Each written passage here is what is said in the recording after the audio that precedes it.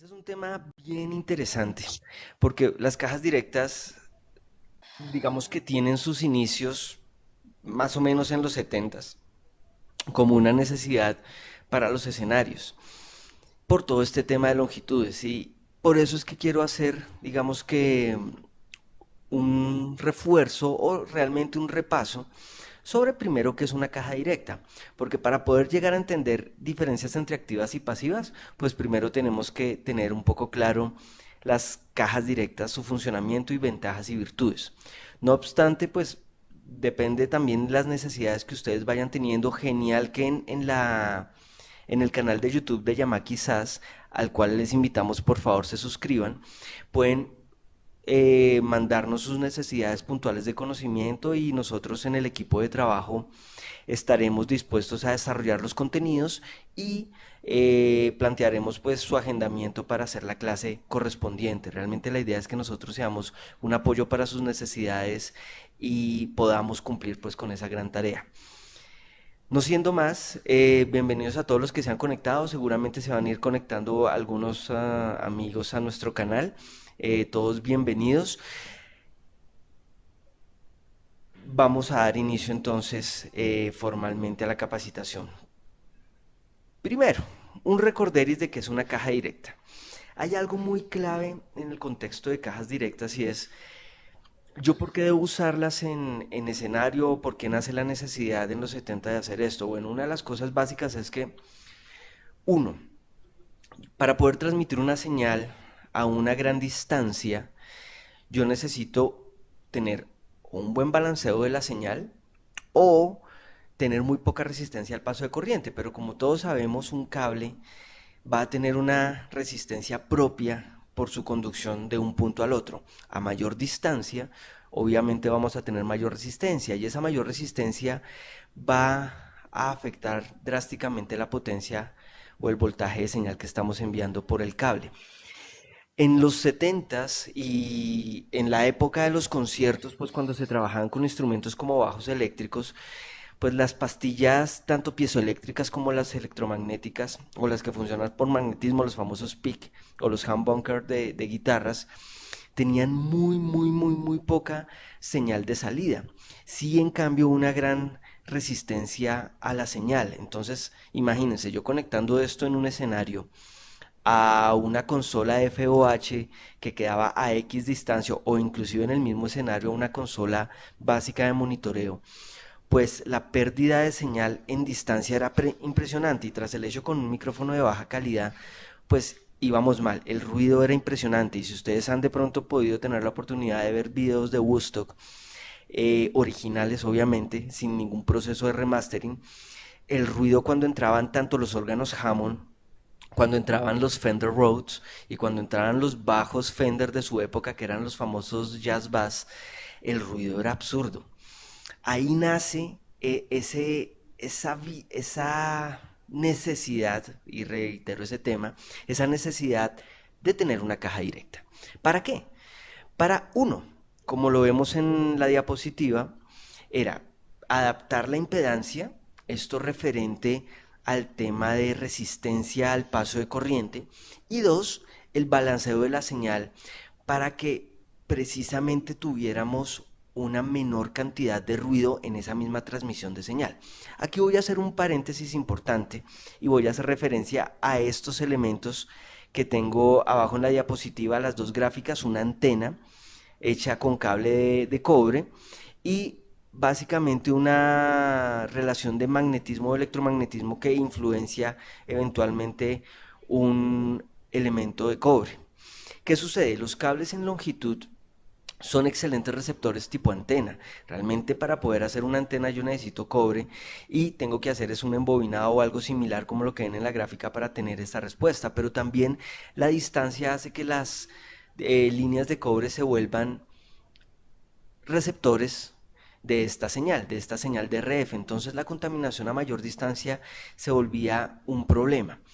Ahí es donde los sistemas balanceados se volvieron claves porque para poder yo jugar con eliminar o por lo menos mitigar un poco esta interferencia, pues yo tenía que balancear la señal.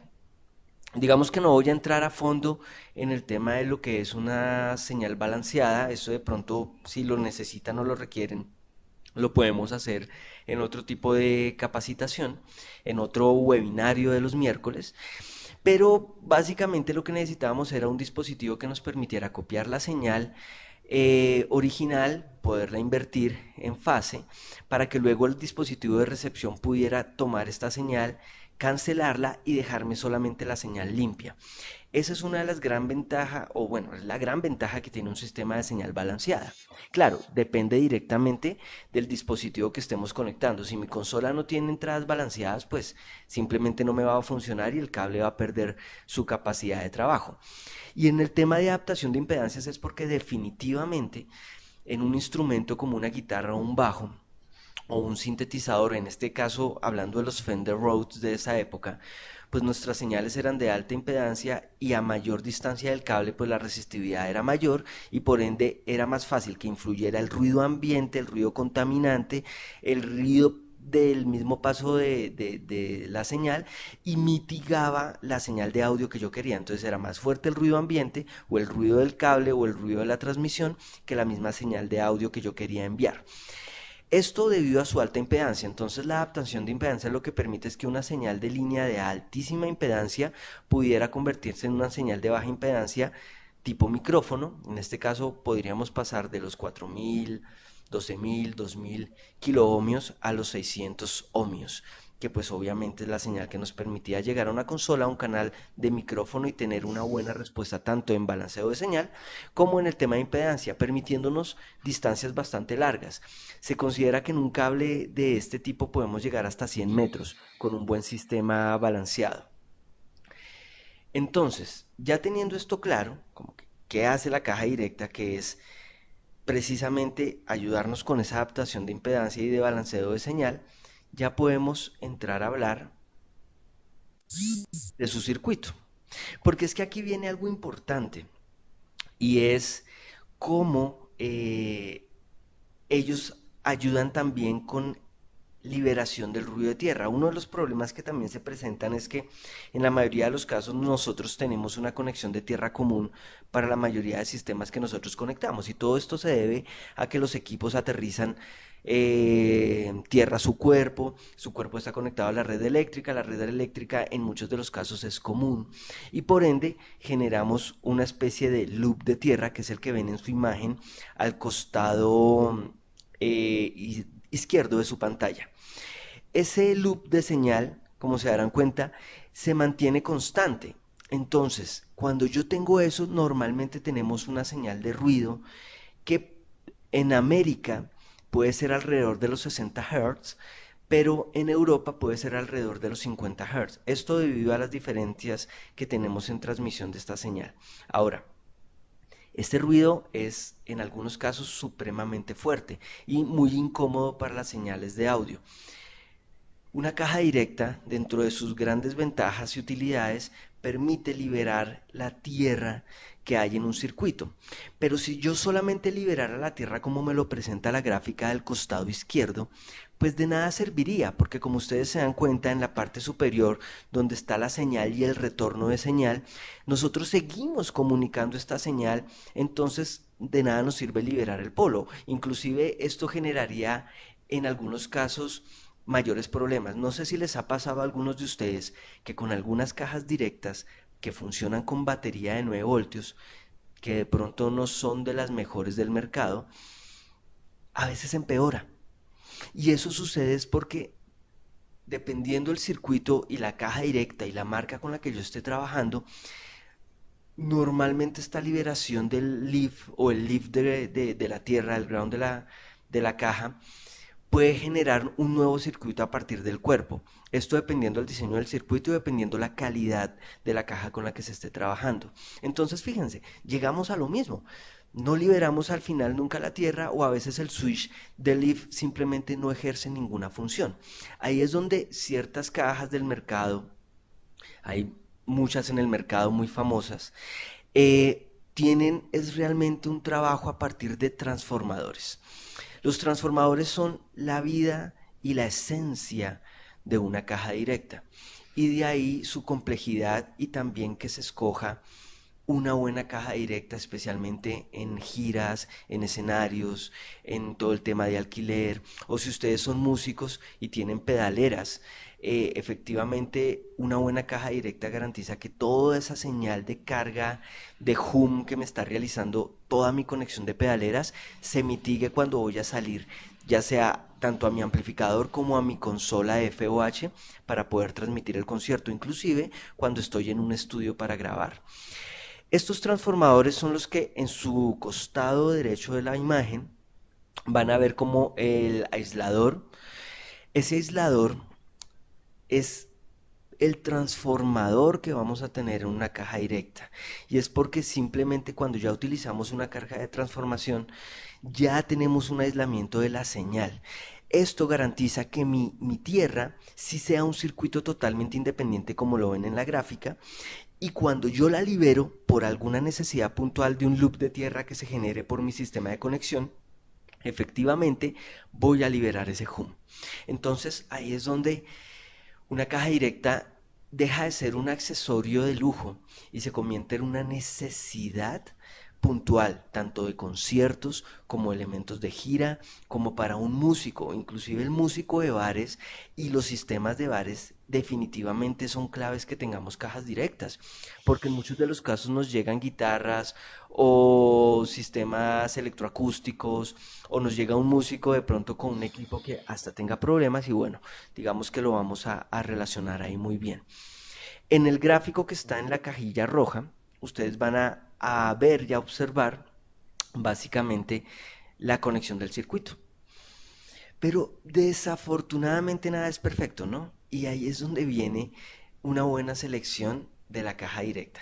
Más adelante, en otro de nuestros webinarios de miércoles, vamos a desglosar un poco más a fondo virtudes de ciertas cajas directas y vamos a ver otras herramientas particulares. Igual, si tienen alguna duda puntual hoy, pues hacia el final les voy a dar pauta para preguntas y podemos resolver algunas dudas puntuales que tengan.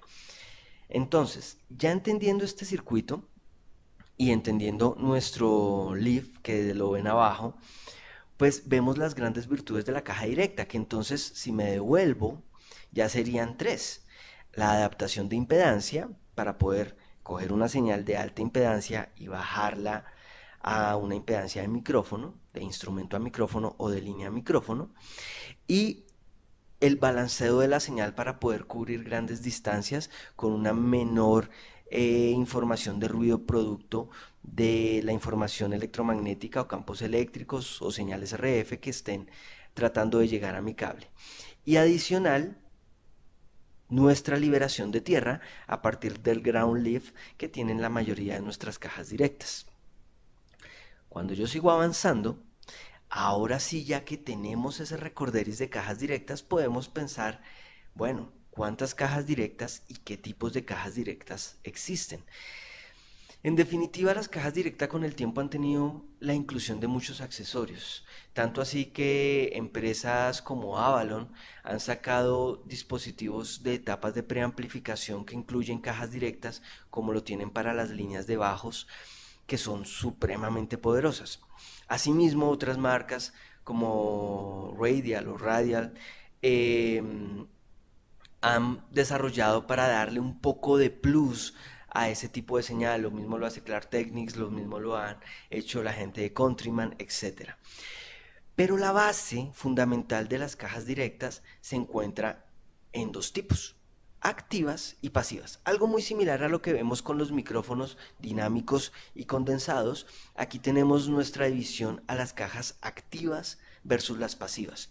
Y una de las preguntas clásicas es, bueno, ¿qué me conviene más? ¿Cuándo debo escoger una de ellas en relación a la otra? Y es algo muy sencillo. Vamos a ver primero qué pasa con las pasivas. Las pasivas, y hago similitud al micrófono dinámico es para que tengamos un poco más de relación, son capaces de soportar grandes cantidades de energía. Ahora, comparativo con un micrófono dinámico. Un micrófono dinámico está diseñado puntualmente para soportar grandes presiones, ¿no? Inclusive por eso es que utilizamos un dinámico para un bombo. Por ejemplo, un Shure Eh, SM52. exacto, muchas gracias, Dieguín. Un SM52 que está diseñado para soportar grandes cantidades de presión, inclusive un 58 está diseñado para que puedas tener un gran impacto sobre él sin que llegue a distorsionar. Pasa lo mismo con las cajas pasivas. Las cajas pasivas están diseñadas para soportar grandes cantidades de energía sin que presenten distorsión o saturación. Una de las cosas interesantes también de escoger una buena caja directa y de pensar en una marca puntual es que yo necesito una caja que dentro de su desarrollo electrónico, dentro de su calidad de transformador, de su bobinado, tenga una buena capacidad de soporte de trascientes. Aquí es donde una caja pasiva aguanta bastante al incrementar la señal de entrada, en el caso, por ejemplo, de que tengamos un bajo activo o una guitarra con micrófonos activos o inclusive una unidad como un sintetizador o una máquina de baterías o cualquiera de estos dispositivos, una batería electrónica, yo tenga la capacidad de soportar esa señal sin que se genere mayor distorsión. Ahí es donde nuestro transformador en las cajas pasivas se convierte es como en una especie de limitador natural. Y cuando me refiero a un limitador natural es más o menos cómo funciona el oído humano, que recibe la señal sin generar mucha coloración de lo que está sucediendo, dándole una buena calidad al audio de recepción, genera una especie de compresión muy sutil y entrega un sonido, cuando me refiero a clásico, un sonido sin alteraciones, con color, con buenos bajos, medios y altos. Pero entonces aquí viene un tema. No todas las cajas tienen la misma respuesta y aquí es donde viene un tema clave al que tenemos que hacer énfasis más adelante y es una caja pasiva es excelente, pero es excelente siempre y cuando su diseño interno te respete respuesta en frecuencia, distorsión armónica, fase a nivel del sonido que va a entregar para que efectivamente sea natural. Miren algo interesante. Cuando las cajas pasivas nacen, estamos hablando de los 60, 70 y comienzan a ser implementadas, para esta época todavía las cajas activas no existían, hubo un problema, sí. ¿Se acuerdan que al inicio de esta charla las cajas pasivas nacen es para solucionar el problema de distancia y de ruido de los equipos? Pues, ¿qué pasa ahora? Resulta y pasa que cuando colocan las cajas pasivas en el sistema de backline para poder salir a consola, perdemos color, perdemos frecuencias bajas, perdemos cualidades medias que son claves en el sonido. Entonces, ¿qué pasó? Los instrumentos comenzaron a sonar delgados, obligando al ingeniero de consola en FOH a compensar esto a partir de ecualización, forzando en algunos casos los instrumentos. Claro, ¿se puede hacer con las consolas modernas? Totalmente se podía hacer en esa época, ni hablar las etapas de ecualización de los channel strip de esas consolas eran increíbles, hoy en día lo siguen siendo, pero también exigía un mayor trabajo en el ingeniero, una mayor calidad en la consola para lograr algo y pues efectivamente si yo me llevaba esto a una etapa de grabación por salidas directas, pues no iba a tener la naturaleza de lo que estaba haciendo el señor de FOH, sino un sonido plano, delgado, sin vida. Y si ustedes revisan eso a nivel de grabaciones de esa época que no estén remasterizadas, se van a dar cuenta que sonaba delgado para una guitarra que en teoría debería tener más cuerpo o un bajo que debería tener más cuerpo. ¿Por qué pasó? Porque claro, las primeras cajas pasivas basadas en transformadores no pensaban en cualidades de ese tipo, era una solución más pensada en ruido y en poder lograr cubrir grandes distancias. En consecuencia de esto, las cajas pasivas han ido mejorando y han ido mejorando a bien. ¿Por qué? Porque cada día tienen mejor circuito y esto hace que su transformador en ciertas marcas tenga una gran linealidad entre el sonido de entrada al sonido de salida. Por ejemplo, un bajo activo, no quiero hablar de marca en este momento, pero de las que ustedes conocen que son clásicas en conciertos, que son de músicos y artistas famosos, Muy seguramente tiene unas cualidades de fabricación y producción que hacen que cuesten 5.000, 6.000, 4.000, 12.000 dólares, dependiendo del diseño, con unos micrófonos de altísima calidad que abarcan desde Bartolini hasta MG, bueno, todo lo que Di Marcio, etcétera, etcétera, inclusive micrófonos de las propias casas matrices como Tajima, Fender, Gibson, etc. Pero entonces, si yo quiero esa calidad, pues necesito que la caja directa responda a esa calidad y por ende escojo una caja directa pasiva que sea capaz de capturar las virtudes de esos instrumentos. Si no, perdí mi plata, perdí esa capacidad y el ingeniero de grabación y el ingeniero de FOH van a estar luchando con tratar de sacar adelante un sonido que de entradita el bajo ya lo estaba dando con toda la etapa de pedaleras, pedales individuales y preamplificación en escenario. Entonces, ¿para qué es perfecta una caja pasiva? Una caja pasiva sería ideal para señales de alto nivel, activos tanto en bajos como en guitarras, como sintetizadores, cajas de baterías, baterías electrónicas, etcétera. Ahora, las cajas pasivas son más sencillas, baratas y cómodas, comparados con algunas activas, pero aquí hay algo importante, aquí ya comenzamos a ver diferencias. No elevan el nivel de señal. Y a menudo esto genera que se capten zumbidos propios de las corrientes eléctricas contaminantes cercanas. ¿Qué quiere decir? Que a pesar de que ellos tienen un balanceo de la señal, es posible que algunos tipos de cajas pasivas tengan mayor contaminación por elementos electromagnéticos cercanos o contaminaciones RF. ¿Por qué? Porque al no tener una pequeña nivelación de la señal de entrada, entiéndase una pequeña ganancia de nivelación, lo que está sucediendo es que son más propensas a que la señal de ruido de piso esté más cercana. Ahorita les voy a hacer un comparativo con una diapositiva de Headroom. Cualquier pregunta que tengan me van avisando, ¿listo? Uy, Wilfrido, apenas tuviste audio, no te preocupes. Vamos a ver, ahorita echamos una repetida. Entonces, aquí tengo un gráfico de la pedalera de uno de los grandes músicos de nuestro planeta, pienso yo, Víctor Wooten, una pedalera con una serie de procesos. Y como se darán cuenta, tiene dos tipos de cajas directas. Tiene la que tengo señalada en un círculo amarillo, es una ProDI, es una caja directa pasiva, y más abajito alcanzan a ver una que dice, no se alcanza a ver el Pro, pero es una Pro 48 que es una caja activa. Una de las razones de que esto suceda es porque la separación que se tiene en la pedalera es dos circuitos diferentes de pedal controlados por un switcher. Y eso lo que hace es que seguramente él tiene una línea de procesos que van por caja pasiva porque tendrá algún tipo de preamplificación dispuesta y un segundo circuito que seguramente ya tiene unas cargas muy altas, seguramente para algún tipo de cinte, algún tipo de emulador, etcétera.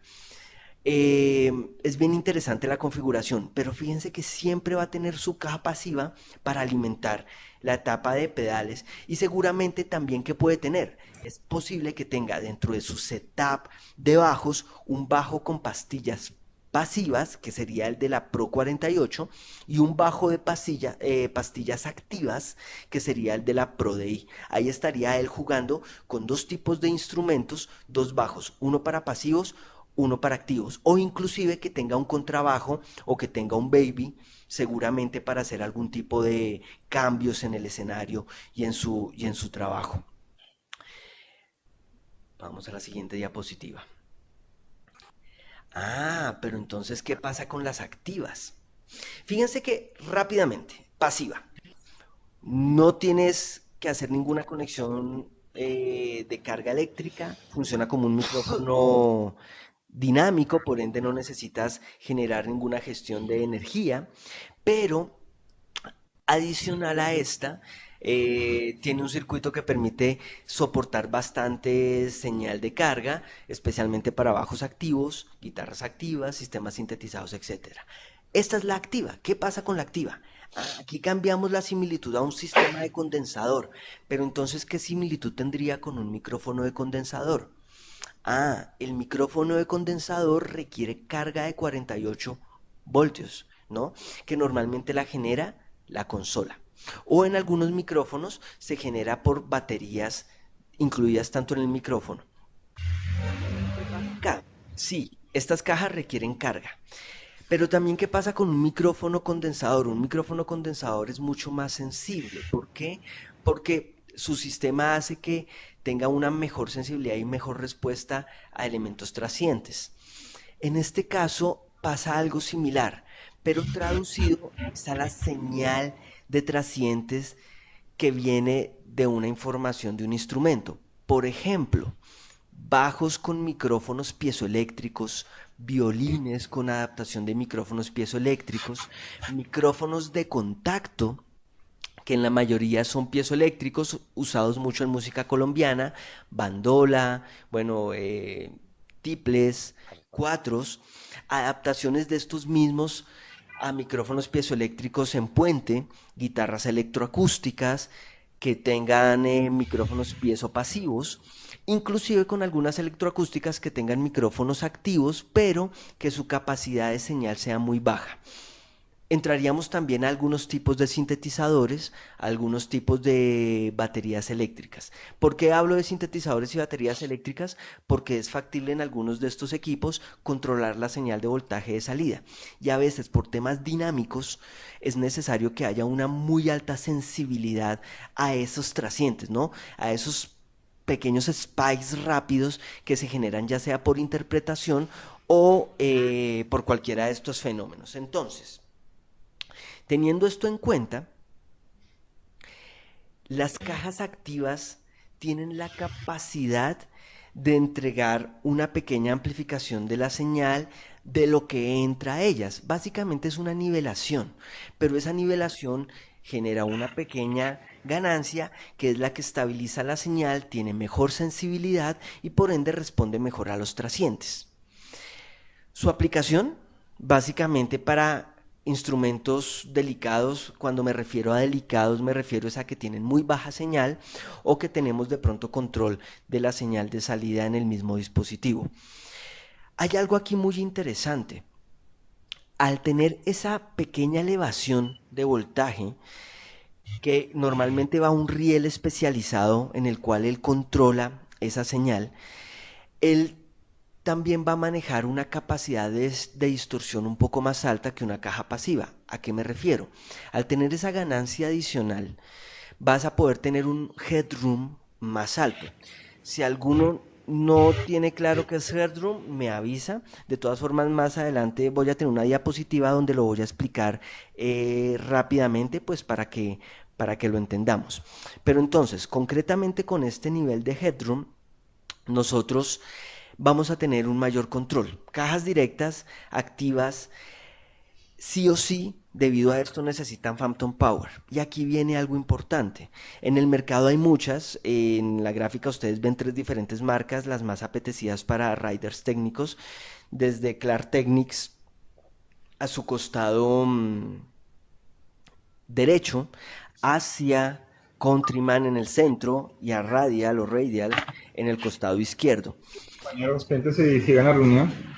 Era las 8 y sí, llegué tarde. Tranquilo, no hay ningún problema. Ahí vamos, luego igual, si alguno de ustedes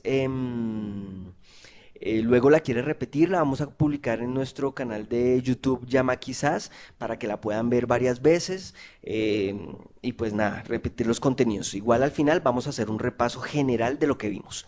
Listo, entonces, volviendo a las cajas activas, su aplicación, pues ya en este tipo de instrumentos. Vamos a ver entonces qué pasa con el famoso headroom.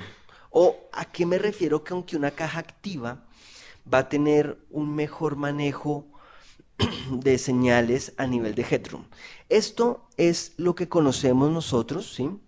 Como toda la imagen que maneja el rango dinámico de una señal. Entiéndase por rango dinámico todo el rango que una señal de audio va a tener a nivel de volumen, desde su señal de ruido de piso hasta su máximo nivel antes de distorsión o llegando a niveles de distorsión.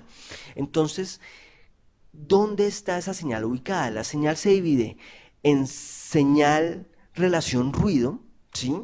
Que es la señal donde nosotros estamos cercanos a un nivel de ruido propio de un equipo. El ruido de piso, que es lo que está abajo en gris, la señal relación ruido, que es la que está en verde, y un punto donde comienza un elemento rojo que tengo acá, que en muchas de nuestras consolas es verde, naranja, rojo, y luego tengo un clip que es un LED que me ilumina ya over level, que es el que ya me indica distorsión. Pero yo en algunas consolas, equipos de grabación, etcétera, tengo ese rojito como el, la máxima señal antes de over level o simplemente distorsión. Entonces, a partir de esa línea donde comienza el color rojo es donde nosotros tenemos nuestra señal normal, pues, o nuestra señal de referencia, y de ahí hacia arriba hasta nuestro nivel de distorsión es donde tenemos el headroom. Ese headroom que tenemos ahí es el que demuestra el margen de sobrecarga que puede tener nuestro sistema. Una caja directa permite trabajar mucho mejor una activa en ese margen de sobrecarga comparada a una caja pasiva. Y la razón está en que la caja pasiva no tiene un nivelador o un riel de voltaje, sino simplemente funciona con la carga que introduce mi instrumento. Entonces esta es una ventaja de la activa. Esta ventaja también va a depender mucho de la marca. ¿Por qué? Hay cajas directas en el mercado que, indiferente de que digan 48 voltios, recuerden que al igual que los micrófonos condensados, no todos jalan la misma cantidad de voltaje. ¿Qué quiere decir? Que algunos solamente necesitan 3 voltios, otros solo necesitan 7, otros solo necesitan 9, algunas marcas necesitan 12 y 14, etcétera. En cajas activas normalmente tenemos señales o rieles de voltaje, que es básicamente donde él va a cargar la señal, que pueden venir desde los 5, 3 voltios hasta los 9 voltios. Eso va a diferir en muchas cosas. Si por ejemplo un instrumento, pensemos en un instrumento, un bajo activo, con micrófonos de alta calidad. No voy a hablar de marca. Un micrófono de alta calidad puede tener un riel de voltaje de 7 voltios, quiere decir que el micrófono activo con su batería de 9 voltios realmente está suministrando una carga de 7 voltios reales a su salida, pues para que llegue a un sistema y tenga una capacidad de manejo interesante. Si yo utilizo una caja activa de no muy buena calidad, donde no sea capaz de manejar esa carga, lo que va a pasar con ese bajo activo es que apenas la conecto a mi caja activa, va a entrar en distorsión. ¿Qué me obliga a hacer? Hacer una atenuación en la caja activa. Si la caja activa no tiene el accesorio de pad, voy distorsionado. Solución, pídase una caja pasiva y conecte una caja pasiva. Ahora, si mi caja activa tiene un pad, ok, lo puedo solucionar, pero entonces, ¿qué pasó? Estoy desperdiciando las cualidades que me da una caja activa en control de trascientes. Entonces, voy a perder ese headroom dinámico que me daría. ¿Cuál sería la mejor opción acá?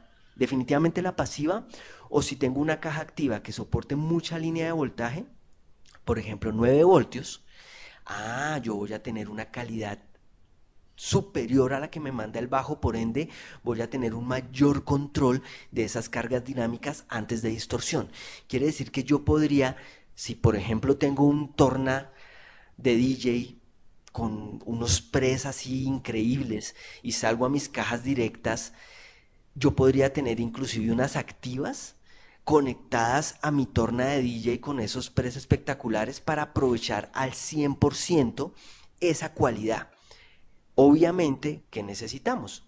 Voltaje en mi consola para cargar los 48 voltios de mi caja activa. Entonces, fíjense que aquí, aparte del tema del headroom, viene algo muy vital, que de entradita yo tengo que tener en cuenta. Mi caja pasiva no necesita voltaje y mi caja activa sí. Ahora, si ya mi consola o mi sistema de audio no tengo un generador de 48 voltios porque la consola que me llevé al evento no la tiene, de entradita ya sé que voy con cajas pasivas y no lo pienso dos veces. Pero si tengo activas y tengo el evento y mi consola tiene la capacidad de mandar los 48 voltios, pues me voy con las activas y seguramente voy a tener para este tipo de instrumentos unas respuestas increíbles.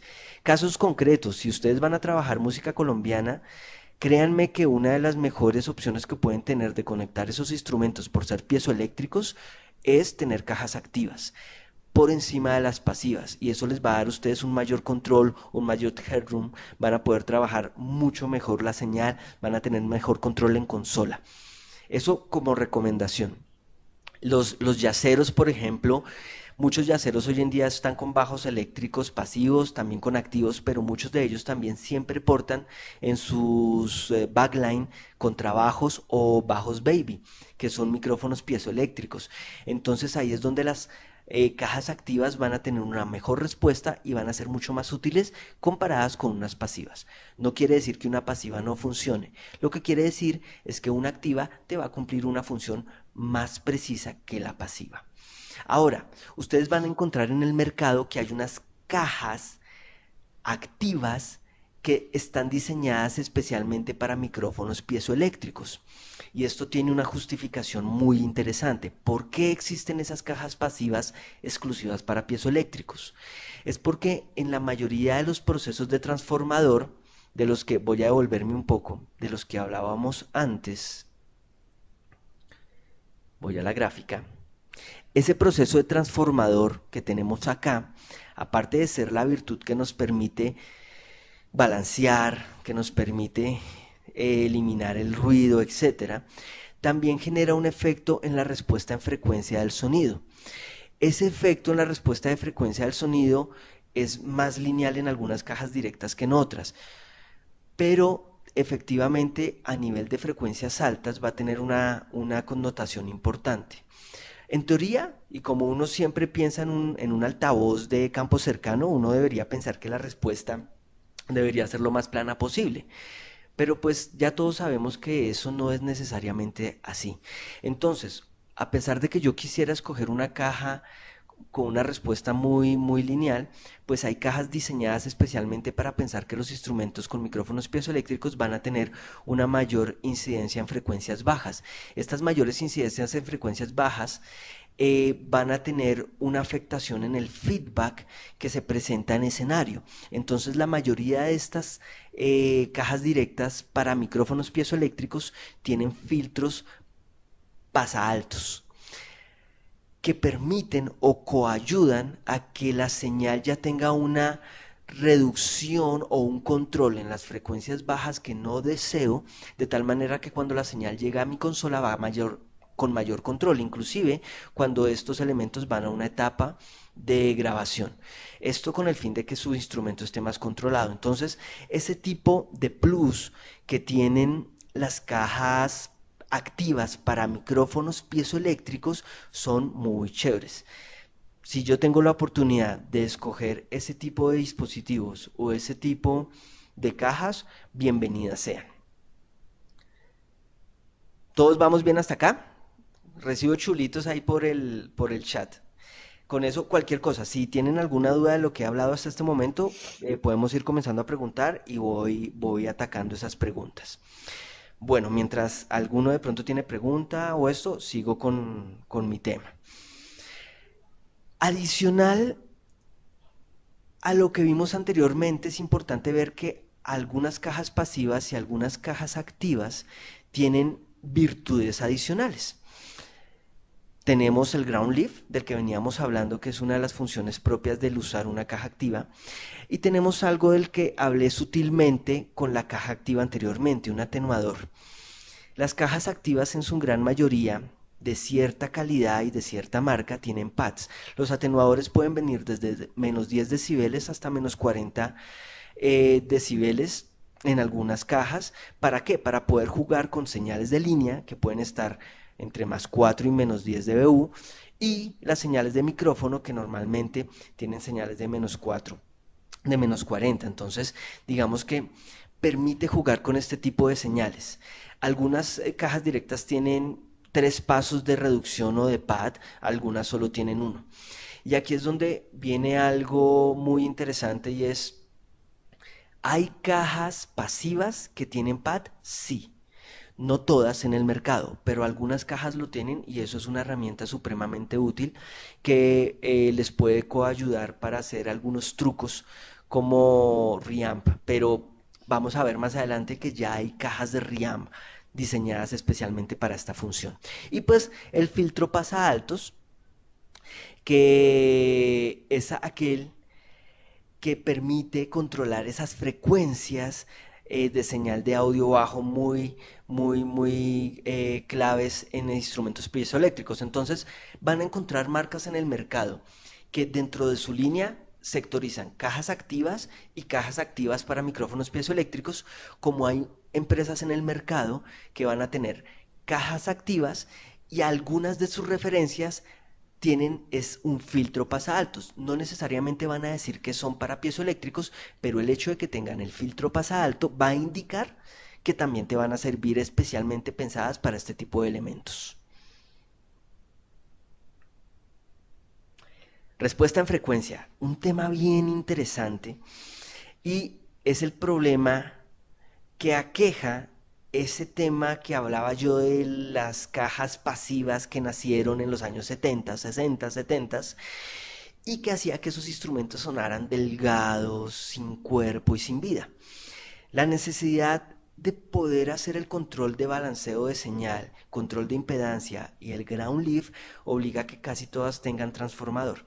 Casi todas no, todas usen transformadores, que son bobinados, que a veces son hechos en hierro, a veces en cobre, a veces en níquel, otros componentes cerámicos, etcétera, dependiendo las marcas del mercado.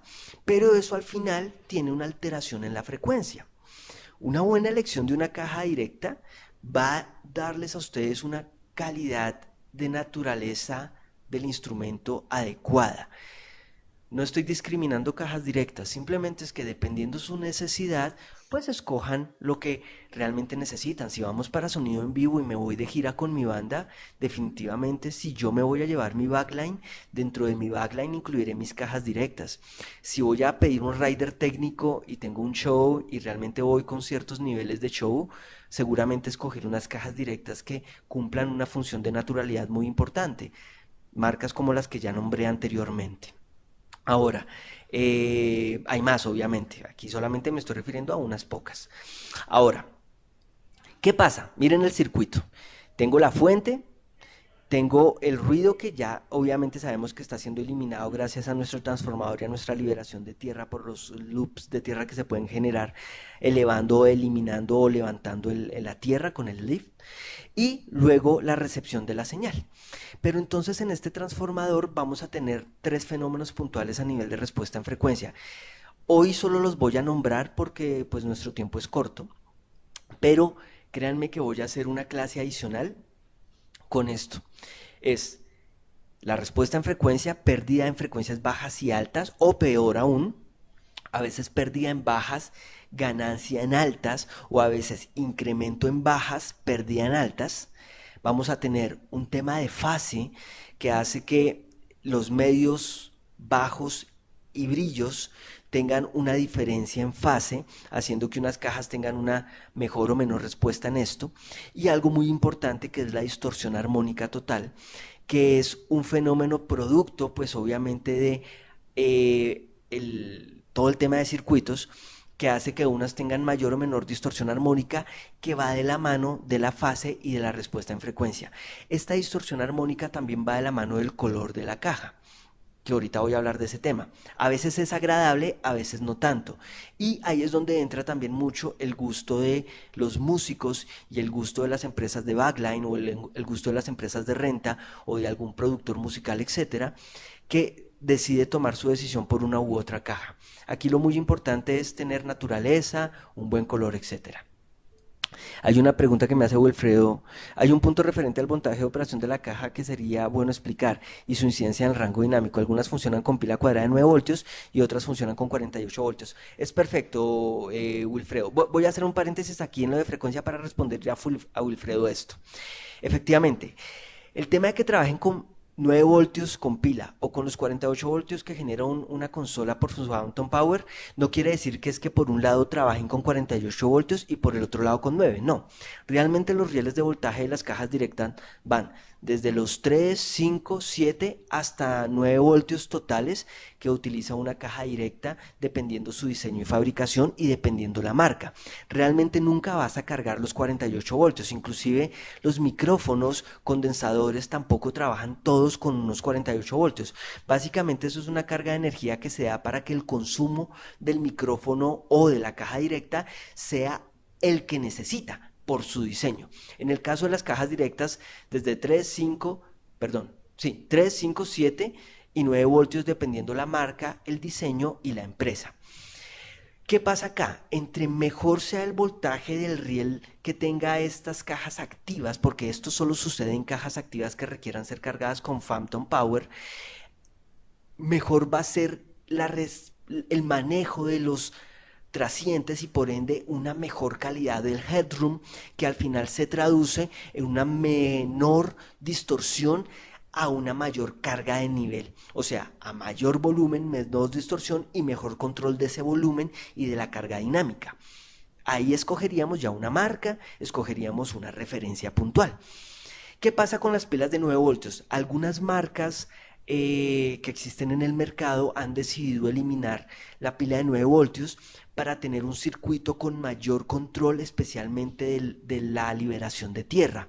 No obstante, no quiere decir que una caja directa que tenga batería de 9 voltios sea de mala calidad. Lo que sí de pronto puede uno analizar con ese contexto es que muchas de las cajas directas que trabajan con 9 voltios definitivamente no van a trabajar con un riel de voltaje de 9 voltios. Muy seguramente su riel de voltaje va a ser de 7 por razones obvias, ¿no? Por el tema de la carga energética de la batería que normalmente se va disminuyendo conforme se va usando en el transcurso del tiempo. También se ha pensado en algunas marcas eliminar el tema de la batería, es pues también para tener un voltaje mucho más constante y más pues directo con la alimentación de una consola que pues nunca va a decaer con el espacio-tiempo y con la duración de tanto la batería o la marca de la batería o la carga de la batería. Pero eso es un tema de marcas, por eso es que también todas las marcas lo que sí tienen claro es que todas permiten cargar voltaje directamente desde la consola. Ahora, si mi consola definitivamente no es de las mejores del mercado, yo personalmente prefiero o usar la batería de la caja directa o definitivamente irme a pasivas. Y créanme que voy a estar más tranquilo. Listo. Volviendo a frecuencia, entonces, ¿qué sucede? Todo este tema de la respuesta en frecuencia es donde yo me la comienzo a jugar a por qué un músico, por qué una empresa o por qué un rider técnico viene con una marca específica. Y ahí es donde está la respuesta, esa. Respuesta en frecuencia, naturaleza del sonido, respetar un instrumento que vale una barbaridad en la salida de su sistema de audio, llegando a mi consola FOH para que esa misma calidad de sonido esté presentada en un concierto o en una grabación. Y asimismo, pues tengamos la calidad que se pretende también con la interpretación del músico. Algo que ya quiero hacerles aquí porque me quedan 10 minuticos, pero algo que les quiero hacer un paréntesis es, ¿qué hablaremos en nuestra próxima clase que les estaremos avisando por este mismo canal, este mismo medio, por YouTube, llama quizás, para que por favor se suscriban? Es respuesta en frecuencia comparada a nivel de las cajas directas, porque un transformador Jensen, porque un transformador de bobina con níquel o porque uno en cobre, etcétera. ¿Qué respuesta en frecuencia hay ahí y cómo podemos de pronto contemplar una diferencia? Distorsión versus frecuencia, porque hay un tema importante de la distorsión, relación distorsión armónica con la frecuencia, de pronto que tenemos que tener en cuenta, un poquito de la distorsión versus amplitud, ¿no? Cómo afecta nuestro headroom un tema de amplitud y un tema de distorsión en relación a la fase, porque al final un fenómeno de fase no es que sea una distorsión como tal a nivel de un ruido que clipea, como pasa con los sistemas digitales que simplemente la onda sinusoidal te la convierte en cuadrada, te la distorsiona, te la revienta y no hay cómo recuperarla, sino es más bien cómo coloreamos. Y es que aquí hay algo bonito. La distorsión en relación de frecuencia y en relación de fase tiene mucho que ver con los micrófonos, perdón, tiene que ver mucho con las válvulas. ¿A qué me refiero? Con tener una caja directa que inclusive tenga tubos o con tener una preamplificador que tenga tubos que pase por una caja directa o que tenga una salida de caja directa o utilizar un amplificador que sea a tubos que aparte dentro de su contexto tenga una salida DI dentro de su cabezote. Todo eso tiene una influencia importante. Por eso es que ustedes van a ver en el mercado cajas directas que son bastante grandes, que aparte de eso son preamplificadores clase A o son preamplificadores a tubos. Hay varias marcas, luego eso lo chequearemos en otra de nuestras clases. Pero ojo, que una caja directa tiene mucho más. ¿Y por qué? Porque hay técnicas tanto en sonido en vivo como en grabación que hacen que una caja directa, si yo la puedo usar funcionando al revés, y ahí viene un contexto bien chévere, yo puedo plantear creatividad para reutilizar amplificadores, reutilizar líneas de efectos en grabación y en vivo. Entonces, mucho más que una caja directa, sí. Gracias a ese concepto de las cajas directas, nace la posibilidad de utilizar lo que llamamos el reamper. El reamper es una caja directa activa, básicamente, pero con una función a la inversa. ¿Qué hace? En vez de balancear la señal y bajar la impedancia para que sea posible enviar a mayor distancia, reduciendo a 600, 300 y 200 ohmios la señal dependiendo de la caja directa, lo que hace es coger una señal que viene de línea, ¿sí? Entiéndase, saliendo de una máquina de grabación o de un sistema de consola en FOH y me permite capturar esa señal de línea que viene más 4 dBU menos 10 dBU, pasarla por la caja directa y convertirla en una señal de alta impedancia, de alta resistividad, que puede ser directamente conectada a un amplificador. Caso inverso, ¿no? Y entonces ¿yo qué gano con eso? Claro, lo que gano con eso es efectivamente poder emular la interpretación de un guitarrista, de un bajista o inclusive de un vocalista pasada a un amplificador sin que el guitarrista, el vocalista o el bajista estén en sitio. Lo único que estoy haciendo es coger la señal limpia que fue grabada y poderla procesar en un amplificador. Y ustedes preguntarán, pero ¿por qué yo no puedo hacer eso normalmente saliendo de mi salida de tarjeta de audio directamente a un amplificador? Porque la etapa de preamplificador de los amplificadores de guitarra, bajo, de instrumento, inclusive de las pedaleras, está diseñada para recibir una señal de alta impedancia que normalmente no es balanceada. Entonces tiene una connotación el preamplificador de headroom que solo respetará eso de forma adecuada. Ahí es donde se aprovechará la ecualización, las etapas de tubos y los valores agregados que tiene como delay y reverberación en las etapas de pedal. Entonces no es lo mismo conectar una salida de grabación directa a un amplificador que hacerlo por una caja activa de reamper. Hay activas y hay pasivas. Hay reampers activos, inicialmente nacieron activos por el tema de los atenuadores, pero luego también salieron los pasivos, que hoy en día también son supremamente utilizados para transmisiones inalámbricas. Les voy a mostrar una gráfica, porque me estoy quedando corto de tiempo, que es esta.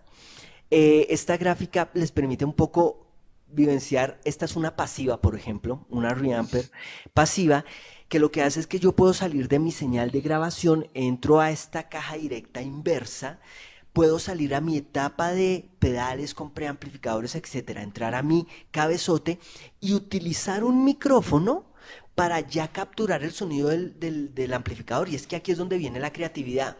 Yo ya grabé la guitarra, pero resulta y pasa que quiero me prestaron un Mesa Boogie o me prestaron un Randall o me prestaron un Marshall o un Fender y yo, uy, me prestaron un Twin Reverb y es que esto es jazz o esto es blues y yo quiero ahora tomar ese sonido, ese color con un micrófono, aparte de la señal directa que ya tengo. Entonces utilizo un reamper para poderlo hacer.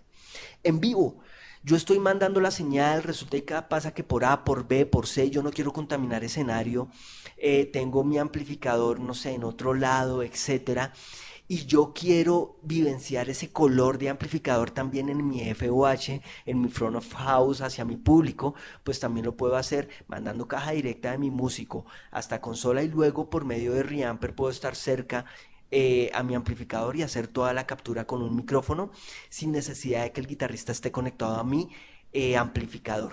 Entonces ahí es donde hay varios usos, varias utilidades de la parte creativa. Esto es muy chévere, luego haremos algo con Reamper bien interesante.